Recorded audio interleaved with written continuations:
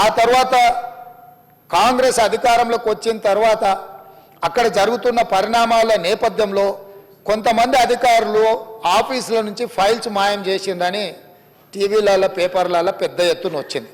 తక్షణమే ప్రభుత్వం తేరుకొని విజిలెన్స్ అండ్ ఎన్ఫోర్స్మెంట్ అధికారులను మీరు ఆ ఫైళ్ళు మాయమవిన ఏమి మాయమైనాయి, ఎవరు మాయం చేసిండ్రు, అదేవిధంగా మేడిగడ్డ అన్నారం ప్రాజెక్టులలో జరిగిన అవకతవకల మీద మీరు ఒక నివేదిక తయారు చేయండి అని చెప్పి ప్రభుత్వం ఆదేశాలు ఇవ్వడం జరిగింది. సాగునీటి పారుదల శాఖ మంత్రి ఉత్తమ్ కుమార్ రెడ్డి గారు సూచన మేరకు ఈ ఆదేశాలు ఇచ్చినాం. వాళ్ళు పూర్తి స్థాయిలో వీటన్నిటిని పరిశీలించి ప్రాథమికంగా ఒక నివేదిక ఇచ్చారు. అందులో తీసుకున్న నిర్ణయాలు కానీ, లోపభూయిష్టమైన నిర్మాణాలు కానీ, నిర్వహణలో జరిగిన నిర్లక్ష్యానికి సంబంధించిన చాలా విషయాలను వాళ్ళు నివేదిక ఇచ్చిండ్రు.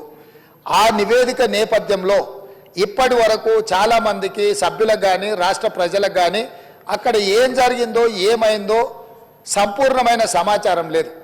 ఈరోజు కొత్తగా ఎన్నికైన శాసనసభ్యులు సగానికి పైగా ఉన్నారు.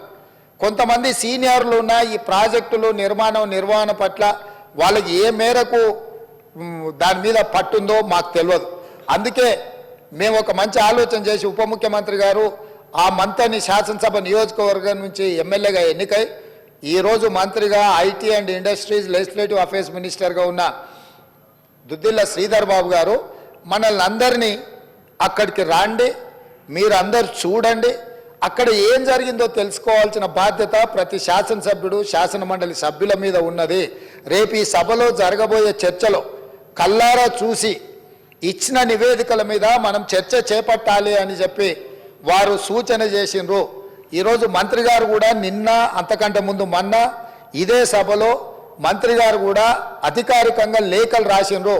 ఇంక్లూడింగ్ ప్రధాన ప్రతిపక్ష నాయకుడు కల్వకుంట్ల చంద్రశేఖరరావు గారికి, అదేవిధంగా భారతీయ జనతా పార్టీకి, ఎంఐఎంకు, సిపిఐ సభాపక్షాలకు అందరికీ కూడా ఉత్తమ్ కుమార్ రెడ్డి గారు లేఖ రాసి ఈరోజు 10 గంటలకు సభా సమావేశాన్ని ఏర్పాటు చేసుకొని దీని మీద ఆహ్వానం పలికి ఆ తర్వాత మనము అక్కడికి బయలుదేరదామని చెప్పడం జరిగింది అధ్యక్ష.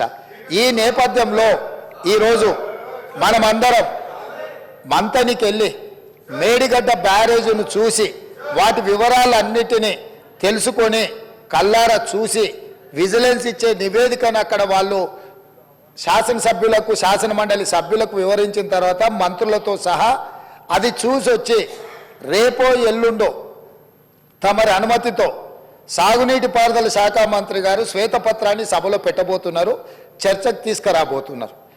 ఆ రోజు వీళ్ళందరూ చర్చించడానికి సభ్యులందరూ కూడా ఈ వాస్తవాలను చూసి ఈ వాస్తవాల నేపథ్యంలో చర్చ జరగడానికి అవగాహనతో కూడుకున్న చర్చ తెలంగాణ సమాజానికి తెలంగాణ రైతాంగానికి మేలు జరగాలి, మేలు చెయ్యాలి అనే ఒక సదుద్దేశంతో ఈరోజు ఈ కార్యక్రమాన్ని తీసుకున్నాము.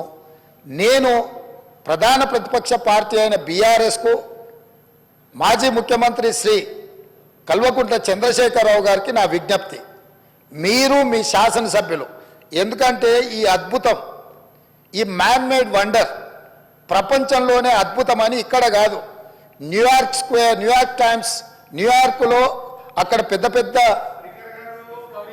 డిస్కవరీ ఛానల్స్తో పాటు న్యూయార్క్లో కూడా అక్కడ ప్రపంచంలో అద్భుతాలను ప్రదర్శించే దగ్గర కూడా దీన్ని ప్రదర్శించారు. సంతోషం. తమరు ముఖ్యమంత్రిగా ఉన్నప్పుడు తమరి ఆలోచనతో తమరి అనుభవంతో తమ ఆదేశాలతో ఈ అద్భుతాన్ని ఆవిష్కరించారు కదా.